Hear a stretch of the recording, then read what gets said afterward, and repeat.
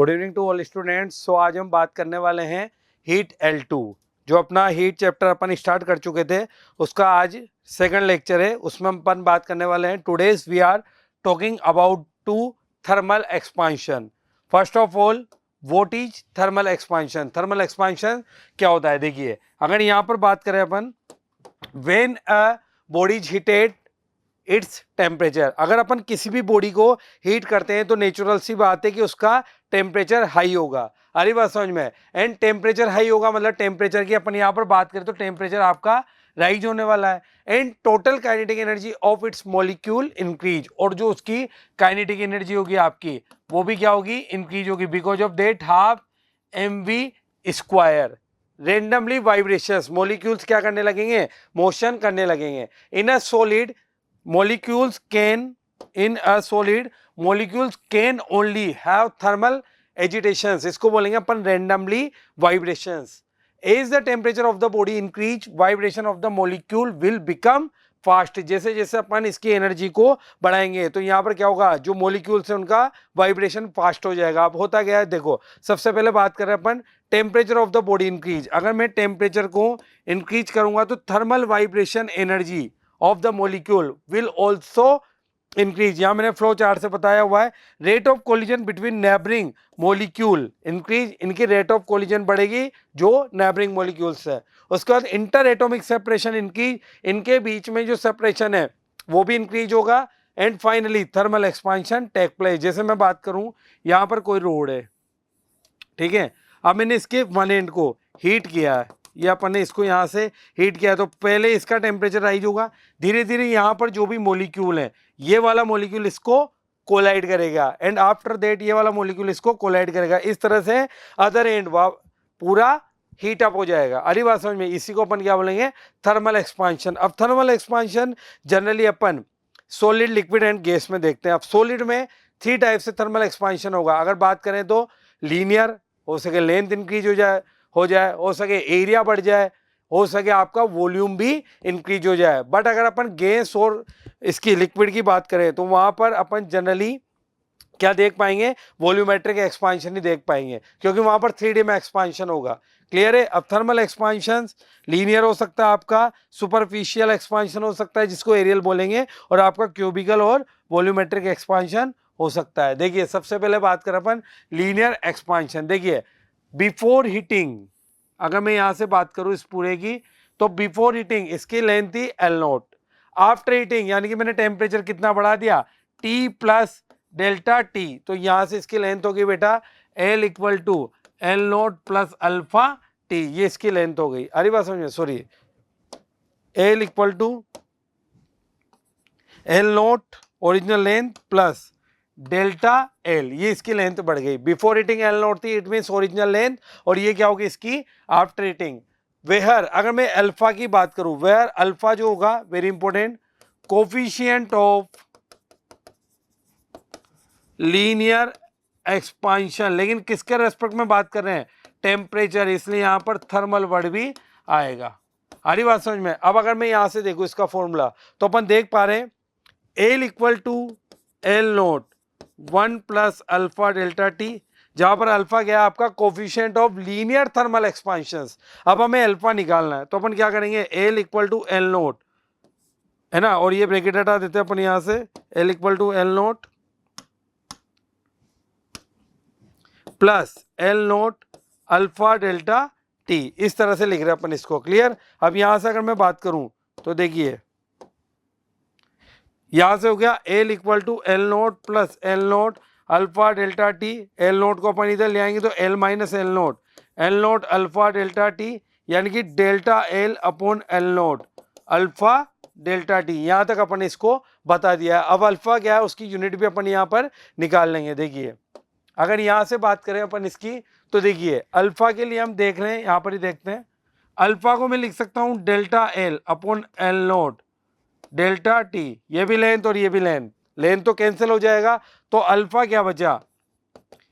अगर यूनिट देखें तो पर यूनिट डिग्री सेंटीग्रेड और पर यूनिट केल्विन। क्यों ऐसा बोल रहे हैं? क्योंकि चेंज में डिग्री सेल्सियस और केल्विन इक्वल होंगे, ये अपन प्रीवियस लेक्चर में भी बात कर चुके हैं। अरे बात समझ में? The above relation is not valid for length of an object, but it can also be used to obtain the enclosed length of an object distance between the two ends. सारी बात समझ में, यानी कि जो अपन ने लेंथ ली है वो बिल्कुल यहाँ से अपन इसको इस तरह से मेजर कर रहे हैं। एल जो होगा वो फाइनल लेंथ है आफ्टर हीटिंग, क्लियर है, इसलिए अपन ने इसको एल्फा की इस तरह से बात की है। अब देखिए अपन बात कर सकते हैं सुपरफिशियल और एरियल एक्सपांशन। मान लीजिए किसी ऑब्जेक्ट का एरिया पहले इतना था, ठीक है, जब टेम्परेचर टी था, अब टेम्परेचर हो गया बेटा टी प्लस डेल्टा टी, तो उसका एरिया इस तरह से हो गया, यानी कि लेंथ भी इंक्रीज हुई आपकी और ब्रीथ भी इंक्रीज हुई। अरे बात समझ में, आफ्टर हीटिंग। तो एरिया की बात करें, अगर एरिया देखें स्क्वायर फॉर्म की बात करें तो एल इंटू एल, यानी कि एरिया कितना हो गया बेटा एल स्क्वायर। इस तरह से भी अपन यहाँ पर बात कर सकते हैं। अब देखिए सुपरफिशियल और areal expansion, when a solid is heated if its area increases, अगर इसका एरिया इंक्रीज हो रहा है then the thermal expansion is called superficial और एरियल एक्सपांशन। वहां पर क्या हो रहा था, लेंथ इंक्रीज हो रही थी, यहाँ पर कौन इंक्रीज होगा, area. Consider a solid plate जिसका ओरिजिनल एरिया अपन ने कितना ले लिया, ए नॉट। आफ्टर हीटिंग यानी कि टेम्परेचर कितना इंक्रीज कर रहा है अपन, डेल्टा टी, तब उसका एरिया कितना हो गया, ए हो गया बेटा। अरे बात समझ में। अब यहाँ पर भी अगर अपन फॉर्मूला देखें तो अपन फॉर्मूला ले सकते हैं A equal to A note plus beta delta T. अब इसी फॉर्मूला को अपन यहाँ पर बात कर रहे हैं। देखिए A equal to A naught 1 plus beta delta T, वहां पर क्या आया था बेटा अल्फा, तो अल्फा किसका कोफिशिएंट है, लीनियर थर्मल एक्सपांशन का। इसको अंदर मल्टीप्लाई करते हैं, A equal to A note plus A note beta delta T. हरी बात समझ में। तो यहाँ से क्या लिखेंगे, A minus A nought equal to A note beta delta T, ये तो कितना हो गया delta A upon A nought delta T equal to beta. Again area से एरिया कैंसिल हुआ तो बीटा की यूनिट भी क्या आ गई आपकी, यूनिट ऑफ बीटा पर डिग्री सेल्सियस और पर केल्विन की अपन यहाँ से बात कर सकते हैं। अरे बात समझ में, यानी कि बीटा किसके लिए बात कर रहे हैं अपन, कोफिशिएंट ऑफ एरियल एक्सपांशन, यानी कि यहाँ से अगर अपन बात करें तो मैंने उसकी यूनिट भी आपको बता दी है, क्लियर है। अब वॉल्यूम और क्यूबिकल एक्सपांशन की अगर बात करें, अगर अपन किसी बॉडी को हीट कर रहे हैं उसके साथ उसका लेंथ ब्रीथ एंड हाइट तीनों चेंज हो रहे हैं तो अपन बोल सकते हैं उसको volumetric expansion. If solid is heated and volume increase, volume मतलब LBH, और अगर सिमेट्रिकल बॉडी की बात करें जैसे क्यूब की तो एल क्यूब हो जाएगा, then the expansion is called volumetric expansion, clear है। अब यहाँ पर भी वही काम करने वाले अपन, पर पहले यहाँ से अपन देखते हैं। देखिए अगर वॉल्यूमेट्रिक एक्सपांशन की बात करूं, वॉल्यूमेट्रिक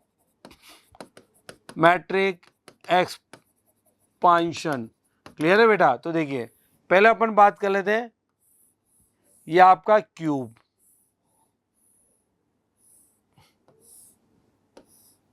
ये आपका क्यूब आ रहा है, आ रही बात समझ में, ठीक है। इसका एल क्योंकि क्यूब है तो ऑल डायमेंशंस आर सेम, ठीक है। अब इसका टेम्परेचर है T और इसका वॉल्यूम ले लेता हूं मैं L क्यूब, आ रही बेटा बात समझ में। आफ्टर हीटिंग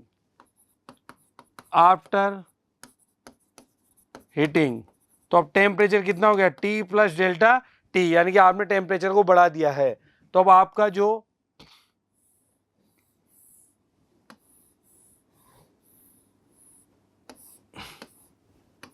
एल हो जाएगा वो भी बढ़ चुका है। अब एल कितना हो गया, एल प्लस डेल्टा एल, इस तरह से बात कर लेते हैं अपन, यानी कि इसको ले लो आप ओरिजिनल लेंथ एल नोट, ठीक है। तो वॉल्यूम भी कितना हो जाएगा, इतना। अब अगर मैं यहाँ से बात करूँ तो फाइनल लेंथ कितनी होगी आपकी, एल प्लस डेल्टा एल, यानी कि L not plus delta L, तो ये भी कितना हो जाएगा L not plus delta L, और ये भी कितना हो जाएगा बेटा आपका L not plus delta L, clear है। अगर मैं यहाँ से बात करूँ तो V equal to V note 1 plus gamma delta T. अब यहाँ पर अपन ने क्या ले लिया, न्यू कोफिशिएंट ले लिया गामा, ठीक है। अगर मैं यहाँ से बात करूँ तो V equal to V not plus V not gamma delta T, यानी कि V minus V not upon V not gamma delta T. तो यहाँ से बेटा V कितना आ जाएगा आपका, गामा आ जाएगा again delta V upon V not delta T. Again अगर अपन यूनिट देखें SI यूनिट तो फिर ये क्या होगा, V नोट से V नोट तो कैंसिल, यूनिट के लिए बात कर रहे हैं तो यहाँ से यूनिट क्या हो जाएगी, पर डिग्री सेल्सियस और पर केल्विन हो जाएगी। अरे बात समझ में, केल्विन, यानी कि गामा क्या होगा, थर्मल एक्सपांशंस, ठीक है, volumetric expansion, coefficient of volumetric expansion, यानी कि अब यहां पर देखते हैं नोट, अगर अल्फा की बात करें तो coefficient of linear expansion, beta की बात करें तो कोफिशिएंट ऑफ एरियल एक्सपांशन, और गामा की बात करें तो कोफिशिएंट ऑफ वॉल्यूमेट्रिक एक्सपांशन। इन तीनों में अभी अपन रिलेशन भी देखते हैं। ये मैंने तीनों का फॉर्मूला बता दिया आपको, ठीक है। उसके लिए बात करेंगे तो एल की फॉर्म में फॉर्मूला आएगा, अगर इसके लिए अपन बात करेंगे तो यहाँ पर किसके फॉर्म में फॉर्मूला आएगा, गामा की फॉर्म में। ये आपका वी हो गया, ठीक है, और ये गामा और डेल्टा वी तो मैंने आपको यहाँ पर बता ही दिया है। क्लियर? देखिए अब बात करते हैं अपन relation between alpha beta and gamma. तो अल्फा बीटा गामा, अब ऐसा क्यों आया रिलेशन? देखिए अगर अल्फा के लिए बात कर रहे हैं तो ओनली वन कोऑर्डिनेट चेंज हो रहा है, जैसे लेंथ। एरिया के लिए बात करें तो टू कोऑर्डिनेट चेंज हो रहे हैं, एक्स एंड वाई। और अगर गामा के लिए बात करें तो थ्री कोऑर्डिनेट चेंज कर रहे हैं। यानी कि अगर अल्फा के लिए बात करें तो एल, बीटा के लिए बात करें तो एल स्क्वायर, और गामा के लिए बात करें तो एल क्यूब। आ रही बात समझ में? अब अभी हमें यहाँ देखने क्या है, खुद अल्फा बीटा गामा ही देखने, इसलिए अपन इसके रिलेशंस को alpha upon 1, beta upon 2 and gamma upon 3, यानी कि 4 आइसोट्रोपिक सॉलिड्स के लिए अपन ये बात कर सकते हैं। ये पॉइंट आपको याद रखना है। आइसोट्रोपिक मतलब जहां पर अपनी एक्स वाई और जेड तीनों डायरेक्शन में चेंजेज इक्वल हुए हों। अगर नॉन आइसोट्रोपिक होता है तो फिर अलग है। वैसे आपका थर्मल एक्सपांशन 3D में ही होता है, लेकिन अपन यहाँ अगर लेंथ चेंज हो रही है तो लेंथ के लिए बात कर रहे हैं, ठीक है, आइसोट्रोपिक के लिए, जहां पर द प्रॉपर्टीज, आइसोट्रोपिक का मतलब है the properties changes same in all direction like X Y and Z. Clear है बेटा? तो यहाँ पर अपन ने क्या ले लिया relation, alpha upon 1, beta upon 2 and gamma upon 3 for the isotropic material. To be remembered, इस पॉइंट को अपन को याद रखना है, to be remembered. Clear? Okay. उसके बाद बात करते हैं अपन effect of thermal expansion. Thermal expansion के क्या क्या इफेक्ट पड़ेंगे? Variation of time period of the pendulum clock. Pendulum clock जानते हो आप सब, और अपन ने एसएचएम में सिंपल पेंडुलम की बात भी की थी, T equal to 2 pi under root L by G की, जब अपन ने एसएचएम पढ़ाया था। देखिए वहां पर अपन ने देखा टाइम पीरियड। देखिए pendulum clock depends on the number of oscillation performed by the pendulum. Every time it reaches to its extreme position, the second end of the clock advances by 1 second. That means second end moves 2 seconds when one oscillation of simple pendulum gets completed. Let the time period of pendulum t, तो यहाँ से अपन बात कर रहे हैं temperature पर, और इस पर कितना होगा, तो t equal to 2 pi under root L by G. अब यहाँ से अगर अपन ने टाइम पीरियड बढ़ाया, टेम्परेचर बढ़ाया, तो टी डैश बाई टी, तो इसको कितना लिख सकते हैं, L nought 1 plus alpha delta T भी लिख सकते हो, डेल्टा थीटा भी लिख सकते हो, डिवाइड बाय एल नोट। अरे बात समझ में? अब यहां से अपन क्या करेंगे, T dash by T under root L not से एल नोट तो गया, ठीक है। अब अपने पास क्या बचा, 1 प्लस अल्फा डेल्टा थीटा की पावर 1/2 लिख देते अपन, क्योंकि क्यूबिक की स्क्वायर रूट की बात कर रहे हैं। यूजिंग बाइनोमियल एक्सपांशन, ठीक है, बाइनोमियल अगर एक्सपांशन की बात करें तो टी डैश बाई टी को मैं कितना लिख सकता हूँ, 1 प्लस 1/2 अल्फा डेल्टा थीटा। यही फॉर्मूला अपन आगे भी यूज करने वाले हैं। अरे बात समझ में, अल्फा डेल्टा थीटा। क्लियर? तो यहाँ से अपन इसको इस तरह से लिया, अगर टाइम पीरियड बढ़ाएंगे तो क्या इफेक्ट आएगा। क्लियर? यूजिंग, अब देखो देयरफॉर चेंज या तो लॉस होगा या गेन होगा in time per unit lapse. अब उसी के बारे में बात कर रहे हैं कि कब लॉस होगा और कब गेन करेगा। देखिए ये फॉर्मूला निकाल लिया अपने, T dash minus T upon 2 1/2 alpha delta theta, यानी कि गेन और loss time duration delta T, ये आ जाएगा अपने पास। क्लियर? अब देखिए कंक्लूजन, अगर आपका फाइनल टेम्परेचर कम आ रहा है किससे, ओरिजिनल टेम्परेचर से, तो टाइम पीरियड भी कम हो जाएगा। हरी बात समझ में? तो क्लॉक आपकी फास्ट चलेगी और टाइम को गेन करेगी।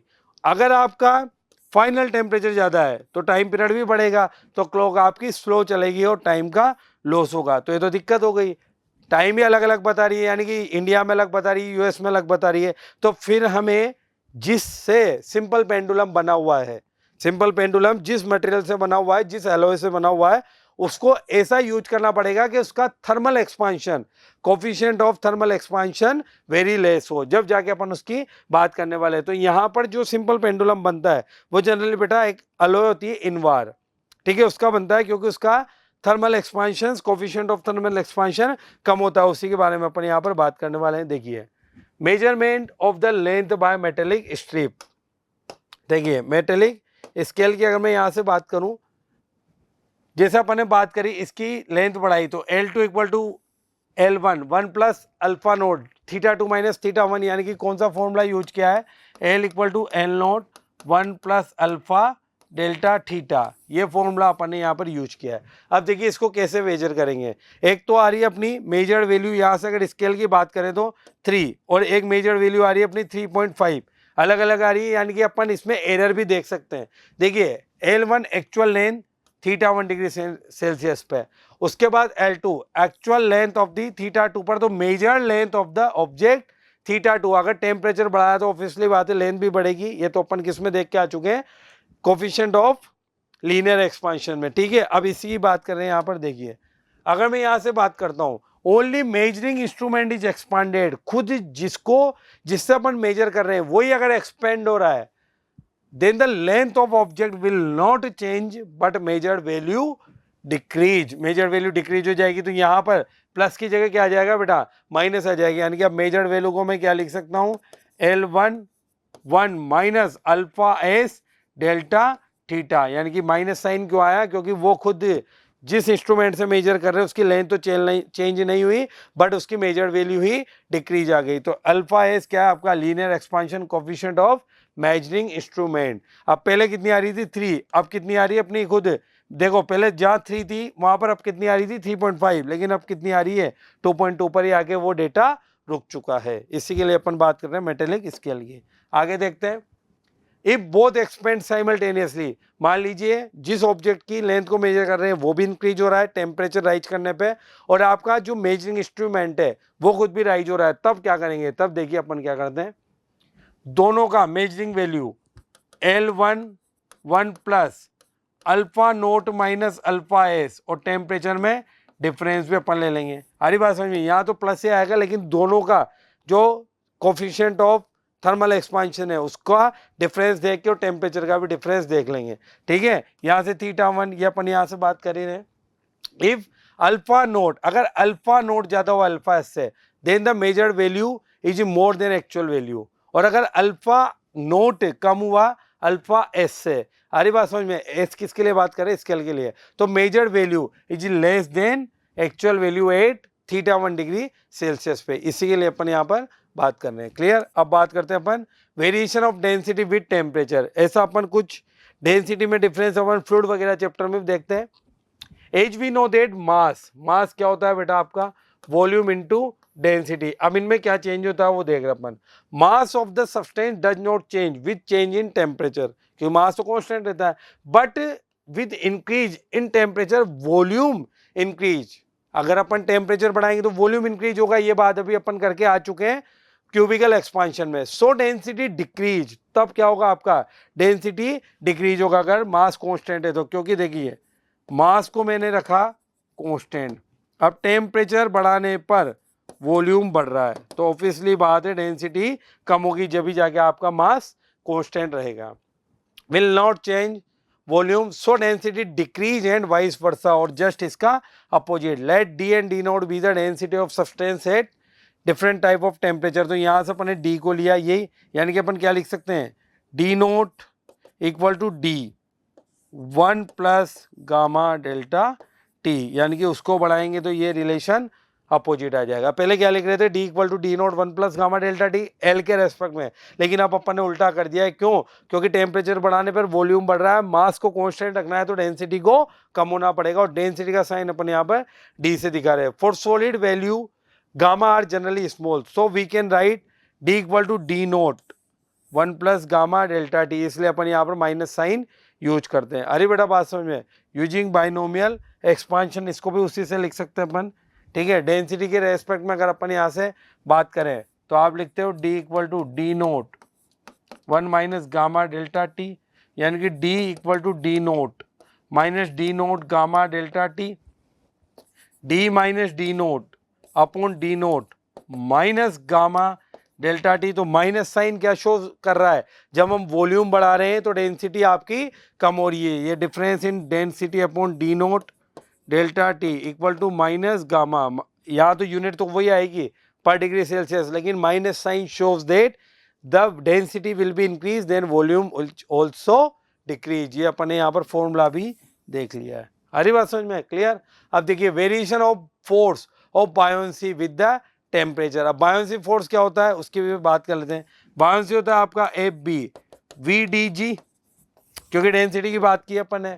देखिए consider a body of volume V naught at a temperature theta naught submerge completely inside the liquid, buoyant force acting on object which equal to the weight of the, तो अपन जानते हैं। ठीक है, तो यहां से अपन ने लिखा एफ बी इक्वल टू, ये पूरा अपन इसको डिनोट करते हैं। देखिए एफ बी की अगर मैं बात करूं यहां से, तो देखिए एफ बी क्या होता है आपका V naught D L G, यानी कि अपन किसकी बात करें, density of liquid at a temperature theta naught पे। अब वॉल्यूम इंक्रीज करेंगे तो ऑब्वियसली बात है डेंसिटी कम होगा, तो ये अपन ने वॉल्यूम के लिए फॉर्मूला लिख दिया। ठीक है, डेंसिटी के लिए D L equal to D L 1 plus gamma L. अब इसको अपन यहाँ पर पुट कर दें, V note 1 plus gamma H delta theta, density लिख दी और ये जी लिख दिया। तो एफ बी, ये देखो न्यू फोर्स कितना रहा वी डी एल जी, इसको तो एफ बी लिख देंगे और इन दोनों को मिला के हमने एक साथ लिख दिया। Since F B equal to V naught D L G, यानी कि बिफोर, यानी कि टेम्परेचर बढ़ाने से पहले, टेम्परेचर बढ़ाने से पहले वो बायोंट फोर्स था। अब न्यू बायोंट फोर्स कितना होगा, न्यू एफ बी, यानी कि अगर मैं बात करूं गामा एस लेस देन हुआ, यानी कि सॉलिड का क्यूबिकल एक्सपांशन कम हुआ लिक्विड से, तब आपका बायोंट फोर्स भी क्या होगा, न्यू बायोंट फोर्स डिक्रीज होगा ओरिजिनल से। अरे बात समझ में, इसी के बारे में अपन यहाँ पर बात कर रहे हैं।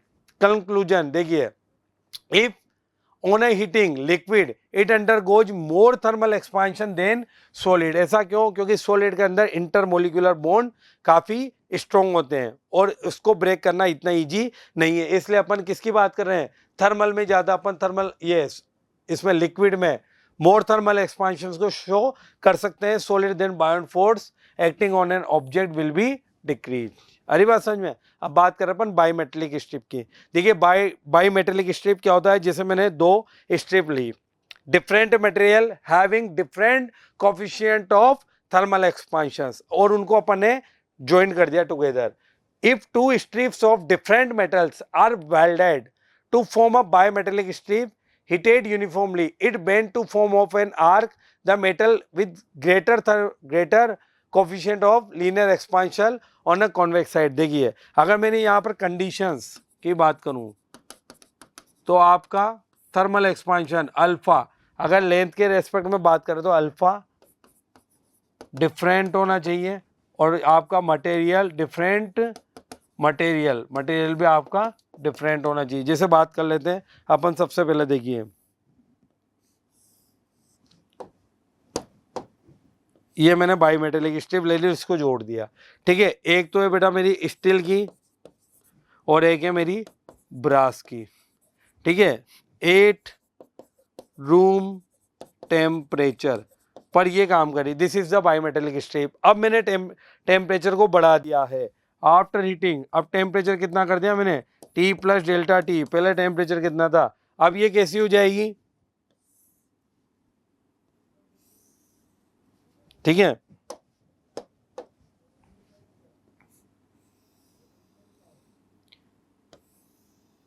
ये इस तरह से हो गई, यानी कि इस तरह से मुड़ गई है। अब ये क्या हुआ, ये भी स्टील और ये आपकी ब्रास, लेकिन अब रूम टेम्परेचर नहीं रहा है, अब मैं टेम्परेचर को बढ़ा चुका हूं, तो इस तरह से दिखेगी। इसको बोलते हैं अपन बाईमेटेलिक स्ट्रिप। पहले क्या थी, सीधी थी, अब इस तरह से ये हो गई है। क्लियर है। अब देखिए इसका ये अपन ने यहाँ बता दिया कॉन्वेक्स साइड। अब एप्लीकेशन ऑफ थर्मल एक्सपांशन क्यों होता है ऐसा, आपने देखा होगा जब भी एक पोल से दूसरे पोल के बीच में वायर कनेक्ट किए जाते हैं, जो कि कनेक्शन वायर होते हैं, जो कि इलेक्ट्रिसिटी को ले जाते हैं, उनको लूज ही छोड़ा जाता है, क्योंकि जब आपका टेम्परेचर राइज होगा तो उनमें क्या होगा, थर्मल एक्सपांशन होगा, और अगर टाइट बांधेंगे तो वो क्या होंगे, टूट जाएंगे, तो इलेक्ट्रिसिटी नहीं जाएगी।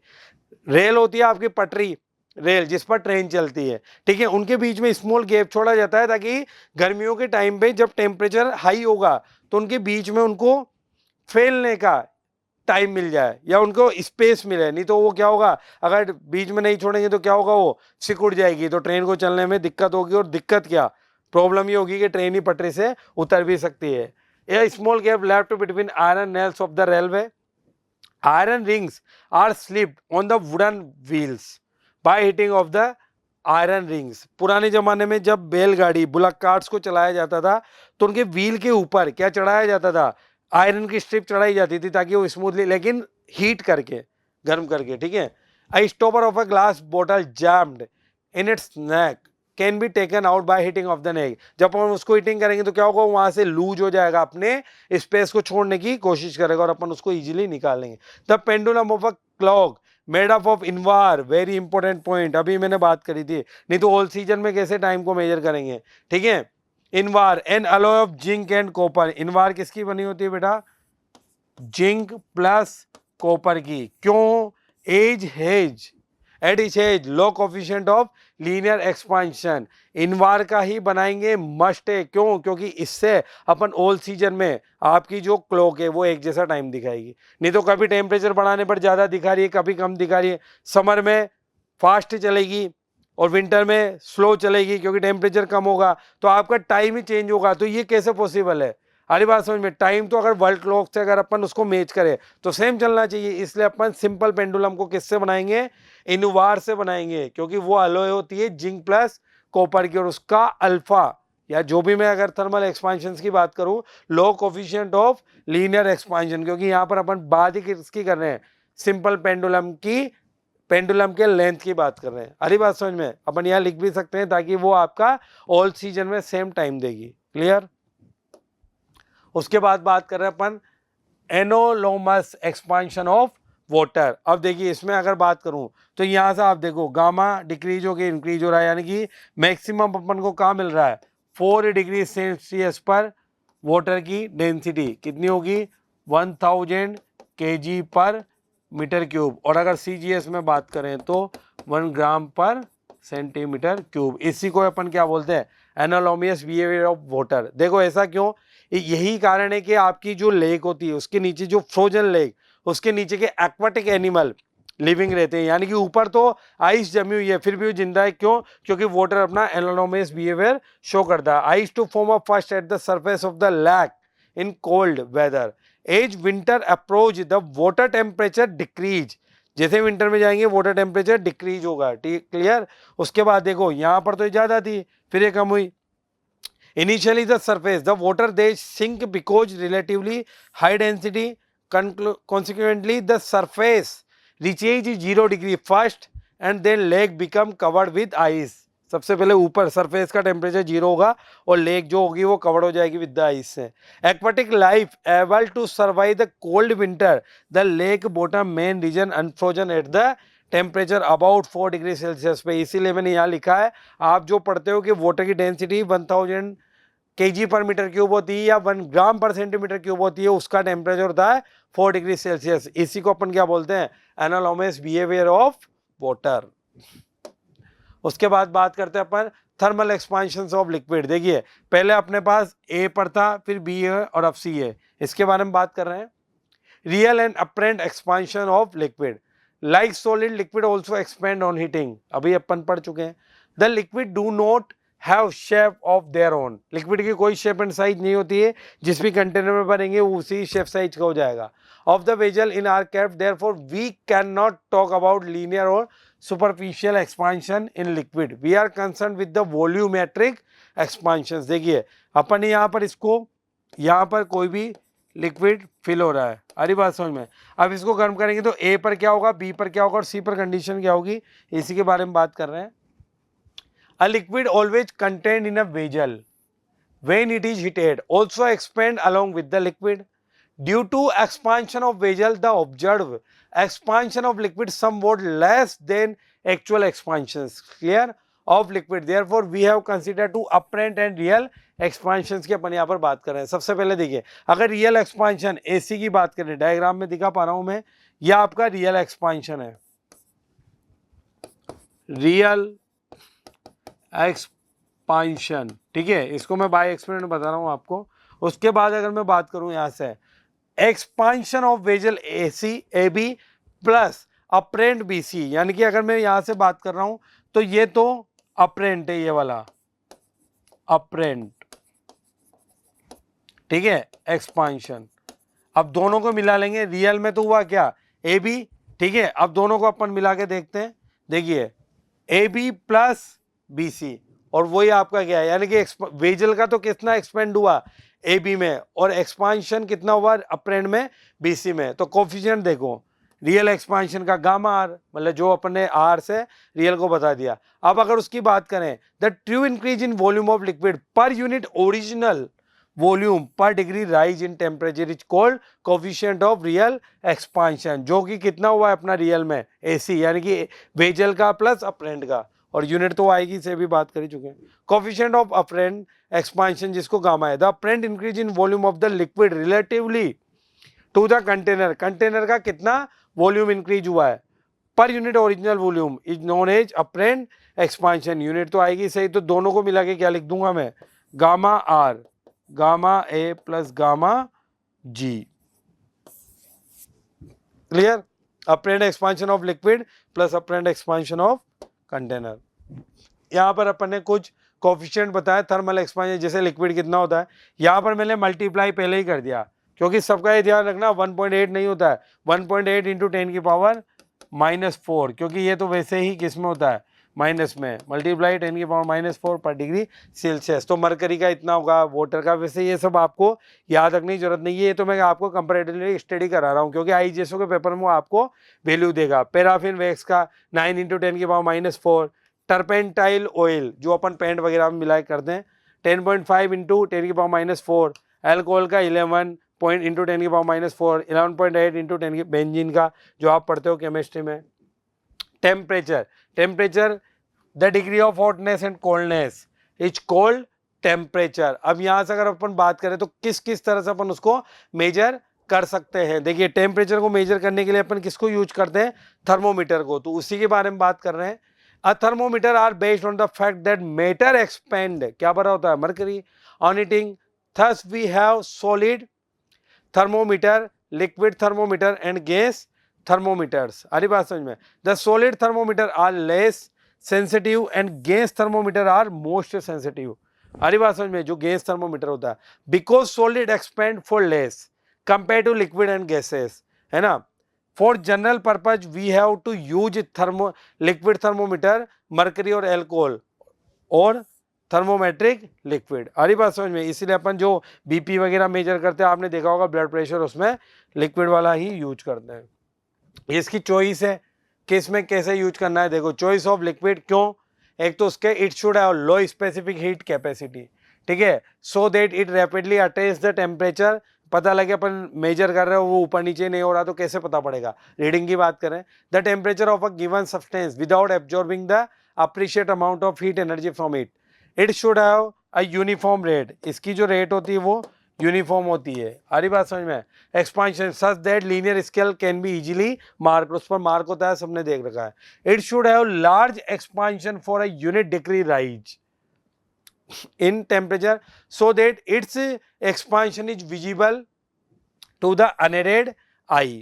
अरे बात समझ में, जिनको कोई प्रॉब्लम नहीं है आई में वो भी देख पाएगा। It should have high boiling point and low freezing point, अगर ये फ्रीज हो जाएगा तो फिर कैसे काम चलेगा, ऊपर रीडिंग जाएगी नहीं।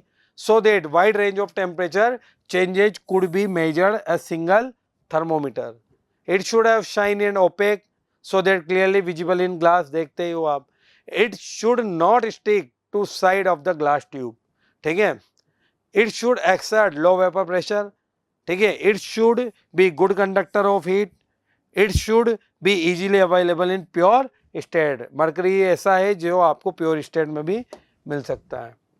Reason for using mercury as a thermometer, अब मरकरी क्यों यूज करते हैं वो तो अपन ने बात करी थी कि लिक्विड ही क्यों यूज करते हैं, ठीक है। It has a low specific heat capacity, previous lecture में बात करी थी।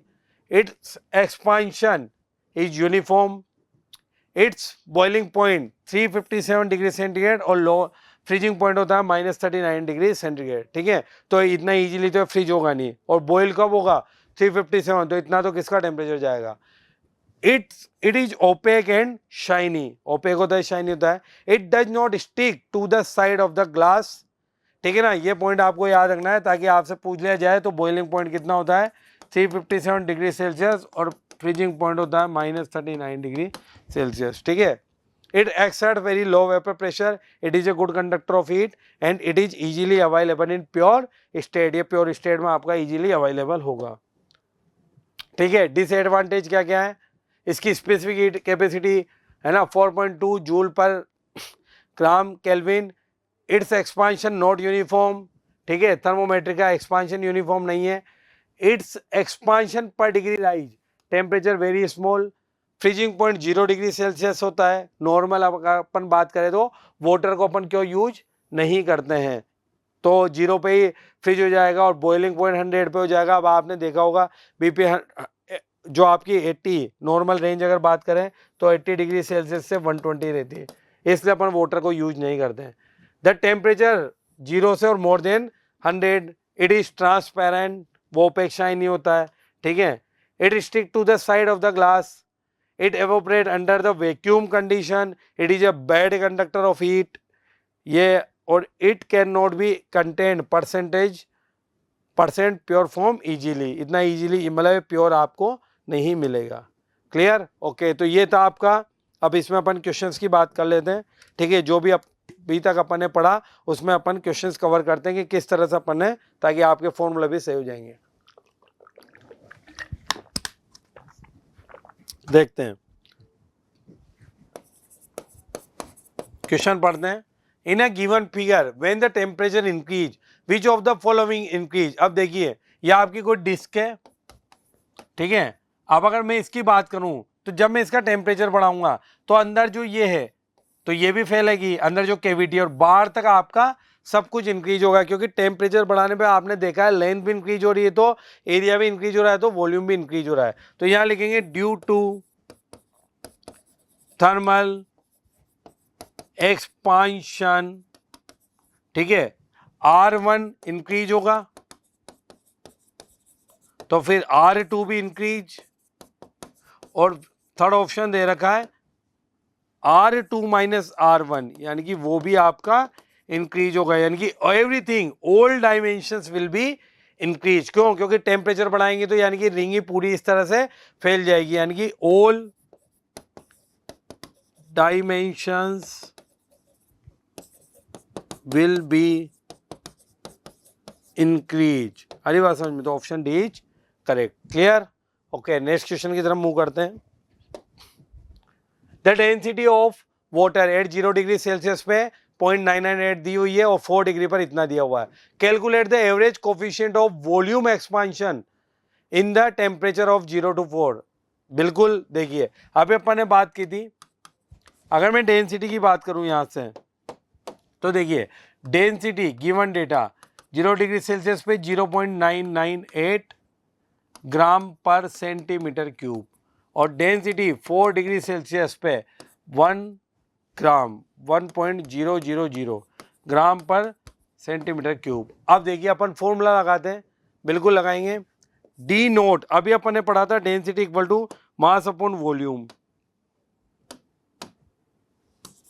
ठीक है। अब यहां से क्या होगा, अगर टेम्परेचर बढ़ाएंगे तो वॉल्यूम बढ़ेगा, यानी कि डेंसिटी कम होगी। टेम्परेचर अपन ने कितना ले गए बेटा 0 से अपन ले गए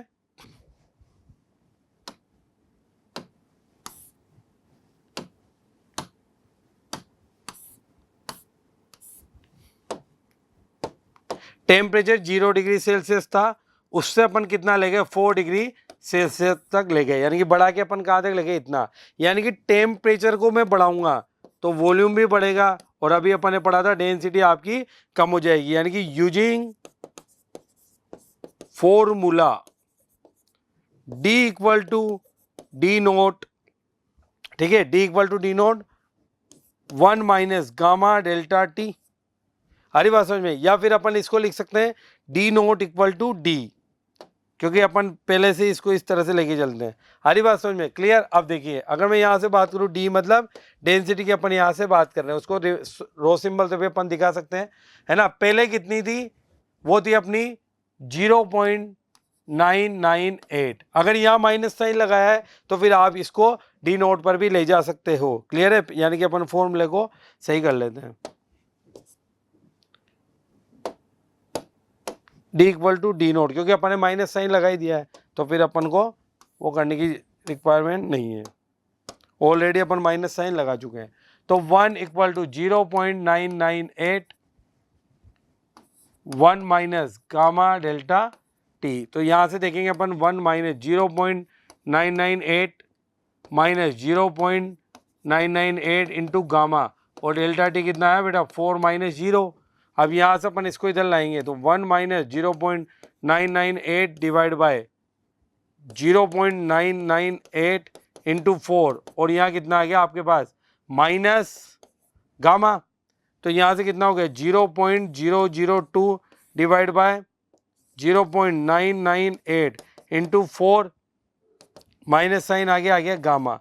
यानी कि माइनस में तो आंसर आना ही है, क्योंकि डेंसिटी आपकी डिक्रीज होगी। पॉइंट से पॉइंट गया तो यहाँ से बचा अपने पास 2 upon gamma minus 2 upon 4 into 998 cut 2। तो गामा आ गया बेटा, यहाँ से सोल्व करेंगे अपन तो आ जाएगा -5 इंटू 10⁴ पर डिग्री सेल्सियस। आप इसको इजीली सोल्व कर सकते हो। अरे बात समझ में? यानी कि अपन ने ये भी दिखा दिया यहाँ पर कॉन्सेप्ट भी, और इसको अपन ने सोल्व भी कर लिया, यानी कि option B is correct. Clear?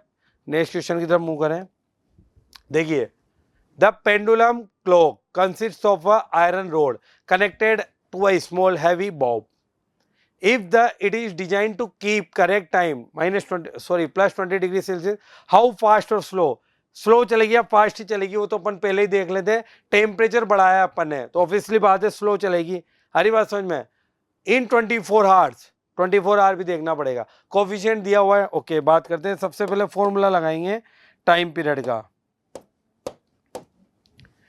Solution using formula T equal to 2 pi √L/g। हरी बात समझ में? अब यहाँ से टेम्परेचर कितना कर दिया अपन ने? टेम्परेचर 20 डिग्री सेल्सियस टू हम चले गए 40 डिग्री सेल्सियस पे, तो T डैश यानी कि T40 ले लो, वैसे तो कोई दिक्कत नहीं है ना। T40 ले लेता हूं मैं। T40 2 पाई √L40/g टेम्परेचर के फॉर्म में लिख दी। अब L40 को कितना लिख सकता हूं मैं? Using formula L40 L equal to L0 1 plus alpha delta T. Clear है बेटा? यानी कि L40 equal to L20 1 plus alpha, और यहाँ से कितना आ जाएगा? 40 माइनस 20, यानी कि उसको अपन यहाँ पर इक्वेशन 1 में पुट करके देखते हैं। तो यहाँ से कितना हो गया?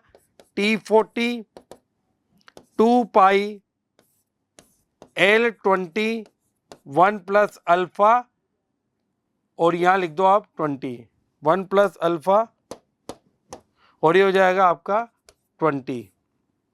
क्लियर? ओके, अब यहाँ से T40 2 पाई अलग अलग कर लेते हैं, और G तो नीचे आना ही है, L20/g, और यहाँ कितना हो गया? 1 प्लस अल्फा मल्टीप्लाई 20 की पावर 1/2 अलग अलग कर लिया अपन ने। अरे बात समझ में? तो यहाँ से अपन कितना लिख सकते हैं? देखिए, ये पूरा कितना बन गया आपका? अगर इसकी बात करूं मैं तो ये तो कितना हो गया? L20 यानी कि T40 equal to T20, T40 equal to T20। अरे भाई टाइम पीरियड का फॉर्मूला हो गया ना, T20 इंटू 2 पाई √L2/L20/g। अब यहाँ से कितना हो गया? 1 प्लस बायनोमियल एक्सपांशन से अपन लिख सकते हैं 1/2 अल्फा मल्टीप्लाई 20 लिख सकता हूँ यूजिंग बायनोमियल एक्सपांशंस। क्लियर? तो यहाँ से कितना हो गया बेटा? T40 T20 plus T20 into 1/2 alpha into 20। पहले इसको इधर लाते हैं, तो T40 minus T20 equal to T20 into 1/2 alpha multiply 20। आ रही बात समझ में? अब ये तो कितना हो गया आपका temperature, delta T, T20 multiply 1/2 alpha multiply 20। यहाँ तक तो अपन सोल्व करते हुए आ गए। अब आगे देखते हैं। अब ये देखना पड़ेगा T20 कितना है, 24 हार, 24 आवर है, तो पहले मैं T20 निकालता हूँ। 24 हार्स, हमारी बात समझ में? अब हार को किस में चेंज करना पड़ेगा पहले मुझे, सेकंड में। तो आगे चलते हैं। T20 24 हार्स, तो 24 इंटू 60 मल्टीप्लाई 60 मल्टीप्लाई कर लेंगे। वैसे तो याद है, मैंने क्लास में बता रखा है, 86400 सेकंड। आ रही बात समझ में? अब यहाँ से अगर मैं बात करूँ डेल्टा टी की, तो T20 multiply 1/2 alpha delta T.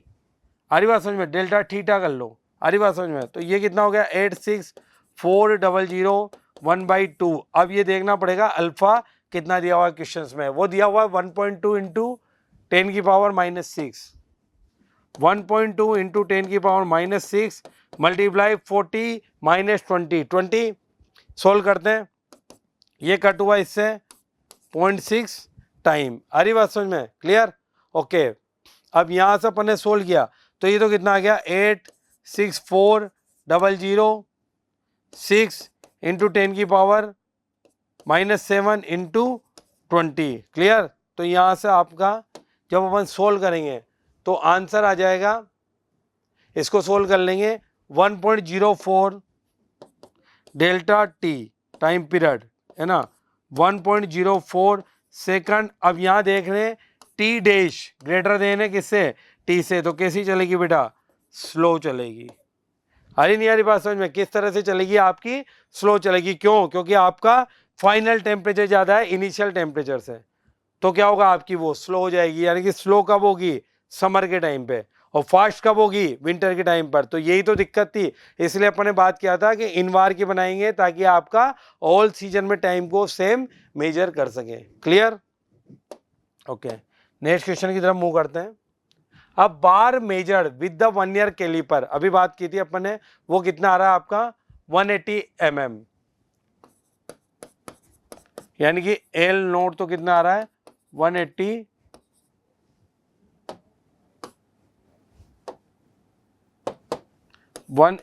mm। Clear?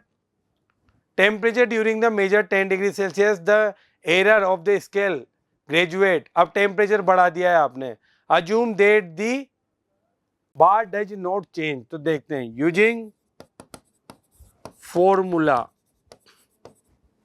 L equal to L nought 1 plus alpha delta T. हरी बात समझ में? क्लियर? ओके, अब देखते हैं, एल इक्वल टू पहले ओपन कर देते हैं, plus L nought alpha delta T. Clear? Okay, अब यहां से L minus L nought alpha delta T, तो L minus L nought alpha delta T, यही तो आपकी कौन है बेटा, एरर। भाई जो आपका डिफरेंस आया वही तो कौन है, एरर है, और ये हमें यहाँ से पता नहीं है। तो एल नोट की वैल्यू 180 mm में ही चलने दो अभी, क्योंकि अल्फा और डेल्टा टी वो तो यूनिट से कट ही जाएंगे। देखिए कैसे कटेंगे, 1.1 इंटू 10 की पावर -5 पर डिग्री सेल्सियस, तो मैं यहाँ लिख देता हूँ 1 डिग्री सेल्सियस मल्टीप्लाई 20 माइनस 10 पर डिग्री सेल्सियस, तो यूनिट से यूनिट, यानी कि सेल्सियस से सेल्सियस भी गया, यानी कि जो आंसर आएगा वो mm में ही आएगा, और अपने ऑप्शन भी mm में ही है। तो 180 mm 11 इंटू 10 की पावर -6 इंटू 10। अब देखो इसको मल्टीप्लाई करते हैं अपन, 18, यहाँ से तो कितना हो गया, 18 इंटू 11, 10 उधर गया अपने पास, तो 10 की पावर -4 mm। अब 180 इंटू 11, 180 इंटू 198, तो 1.98 इंटू 10 की पावर -1.98 इंटू 10 की पावर -4 mm। अरे बात समझ में? यहाँ से अपना कितना हो गया, 6, तो बचा 4, तो 1.98 इंटू 10 की पावर 4 mm, ये आपका आंसर हो गया दिस। हरी बात समझ में? 1.98 इंटू 10 की पावर, सॉरी 1.98 इंटू 10 की पावर -2, क्योंकि यहाँ तो 4 रही है ना अपने पास, तो यहाँ से अपन इसको कितना लिख देंगे, 1.98 इंटू, यहाँ तो 6 था ही सही, यहाँ लिख देता हूँ तो आपको क्लियर हो जाएगा। देखिए 18 इंटू 11 तो कितना हो गया 198 इंटू 10 की पावर -4। अगर अपन सिग्निफिकेंट फॉर्म में आंसर लिखें तो कितना लिख सकते हैं 10 की पावर -2 mm। तो option B is correct, option B is correct. हरी बात समझ में, सिंपल मैथमेटिक्स से आप देख सकते हैं। नेक्स्ट क्वेश्चन की बात करते हैं। If the percentage change in the length 1% of change of the cuboidal object, clear है, यानी कि सबसे पहले लेंथ में चेंज हुआ है तो delta L upon L note वो कितना होता है alpha delta T. Percentage change है तो कितना लिख दिया मैंने 1%। हरी बात समझ में, यानी कि alpha delta T into 100, alpha delta T multiply 100 की वैल्यू कितनी है 1%, ये इन्होंने दे दी। अब आगे देखते हैं, क्यूबॉइडल दे रखा है, then what change in area and volume. अगर इसकी बात करें एरिया तो delta A upon A note beta delta T. We know that alpha beta gamma में अगर रिलेशन देखें अपन तो हम बीटा को लिख सकते हैं 2 अल्फा डेल्टा टी। अब 2 अल्फा डेल्टा टी की वैल्यू कितनी है यहाँ से परसेंटेज में 1 तो 2 मल्टीप्लाई 1%, तो एरिया में तो कितना चेंज हुआ 2%। अरे बात समझ में, ऐसे अपन किसको देख लेते गामा को तो delta V by V, clear, V naught इसको लिख सकता हूँ gamma delta T, gamma equal to 3 alpha delta T, तो 3 इंटू 1% तो 3% चेंज हुआ। यानी कि यहाँ कौन सा फॉर्मूला लगाया बेटा अपन ने alpha upon 1 beta upon 2 gamma upon 3। तो यहाँ से अपन लिख सकते हैं beta equal to 2 alpha and gamma equal to 3 alpha लिख सकते हैं। क्लियर है, ओके। तो यहाँ तक अपन ने बात की, ये आपके कुछ बेसिक क्वेश्चन थे जिनको अपन ने डिस्कस किया। अब यहाँ अपन एक कॉन्सेप्ट भी देख लेते हैं, ठीक है। नोट, अगर अपन आइसोट्रोपिक मटेरियल के लिए बात करें, फॉर आइसोट्रोपिक सॉलिड तो अल्फा बीटा गामा में रिलेशन होगा 1:2:3। हरी बात समझ में, यहां से अपन ने रिलेशन लिखा beta equal to 2 alpha and gamma equal to 3 alpha. But अगर आपका 4 नॉन आइसोट्रोपिक मटेरियल होता है, 4 नॉन आइसोट्रोपिक सॉलिड्स, तो फिर आपका क्या होगा बीटा जो होगा वो होगा अल्फा 1 प्लस अल्फा 2 एंड जो गामा होगा वो होगा alpha 1 plus alpha 2 plus alpha 3। ऐसा क्यों लिखा मैंने, क्योंकि यहाँ पर जो गामा है यानी कि एक्स वाई जेड तीनों डायरेक्शंस में आपकी प्रॉपर्टी सेम नहीं रहेगी, क्योंकि अपन ने क्या लिखा है नॉन आइसोट्रोपिक। ये स्टार्टिंग में भी बात की थी, तो कभी आ जाए तो आपको अगर ऑप्शन में मिल जाए तो आप इस तरह से भी इसको देख सकते हो। आ रही बात समझ में, क्लियर, ओके। तो ये था अपना हीट L2 जिसमें अपन ने थर्मल एक्सपांशंस की बात की, उससे रिलेटेड फॉर्मूलाज देखे, किस तरह से डेंसिटी का वॉल्यूम पर इफेक्ट पड़ता है और लेंथ हुआ आपका या एरिया हुआ या वॉल्यूम हुआ किस तरह से इफेक्ट पड़ता है, वो सब अपन ने यहाँ पर देखा और क्वेश्चंस भी किए। क्वेश्चंस मैंने आपको बेसिक्स भी कराए, अब आप और क्वेश्चंस की प्रैक्टिस कर सकते हैं और फिर जो भी प्रॉब्लम आई वो आप पूछ सकते हैं, लाइव कमेंट में भी पूछ सकते हैं या आप क्लास में भी पूछ सकते हैं। क्लियर है, बाकी फिर नेक्स्ट लेक्चर में अपन पढ़ेंगे mode of heat transfer. Okay, thank you.